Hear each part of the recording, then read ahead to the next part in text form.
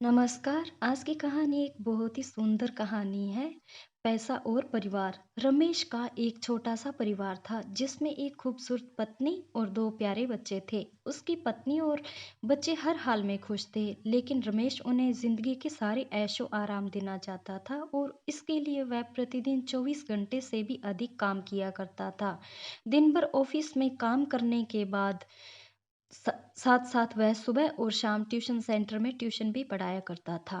वह सुबह ही घर से निकल जाता था और आधी रात के बाद घर लौटता था। बच्चे के लिए उसका चेहरा देखना मुहाल था, क्योंकि सुबह सवेरे उसके घर से निकलते समय बच्चे सोते रहते और देर रात घर में कदम रखने के पहले ही सो चुके होते। हाँ, रविवार के दिन किसी न ज़रूर वह किसी घर काम होता, में लेकिन व्यस्त उस रहता दिन भी और वह उसका समय परिवार के साथ न बीतकर काम करते हुए बीतता। परिवार उसके साथ क्वालिटी टाइम बिताने का बस इंतज़ार करता रह जाता। पत्नी अक्सर उससे कहा करती कि उसे घर में वक़्त बिताना चाहिए, बच्चे उसे बहुत मिस करते हैं। उस वक़्त वह यही जवाब देता कि ये सब मैं उनके लिए ही तो कर रहा हूँ।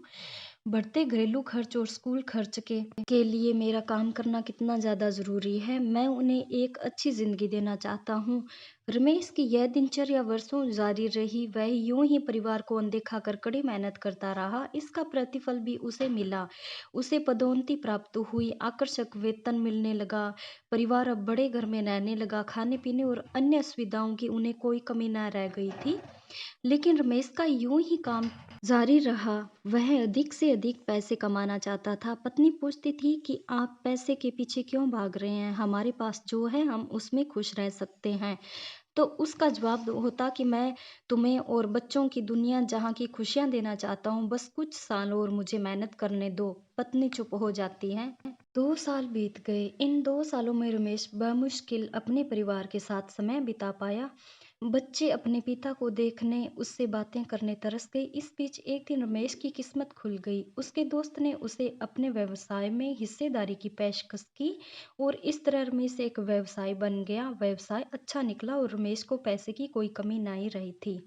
उसका परिवार अब शहर के सबसे अमीर परिवारों में से एक था। उसके पास सभी सुख-सुविधाएँ और विलासिता थी, लेकिन अपने बच्चों से मिलने का समय उसके पास अब भी नहीं था। अब तो वह बमुश्किल घर पर रह पाता। उसका अधिकांश समय घर से दूर बिज़नेस टूर में बीतता। साल गुज़रने के साथ-साथ उसके बच्चे बड़े हो गए। अब वे किशोरावस्था में पहुँच गए थे। रमेश ने भी इन सालों में इतना पैसा कमा लिया था कि उसकी अगली 5 पीढ़ियाँ शानदार जीवन जी सकती थी। एक दिन रमेश के परिवार ने छुट्टी बिताने समुद्र तट स्थित अपने घर जाने की योजना बनाई। बेटी ने उससे पूछा, पापा क्या आप एक दिन हमारे साथ बिताएंगे? रमेश ने जवाब दिया, हाँ जरूर, कल तुम लोग जाओ, मैं कुछ काम निपटाकर 2 दिन में वहां पहुंचता हूँ। उसके बाद का मेरा पूरा समय आपके साथ ही बीतेगा। पूरा परिवार बहुत खुश था। वो समुद्र तट स्थित अपने घर पर चले गए।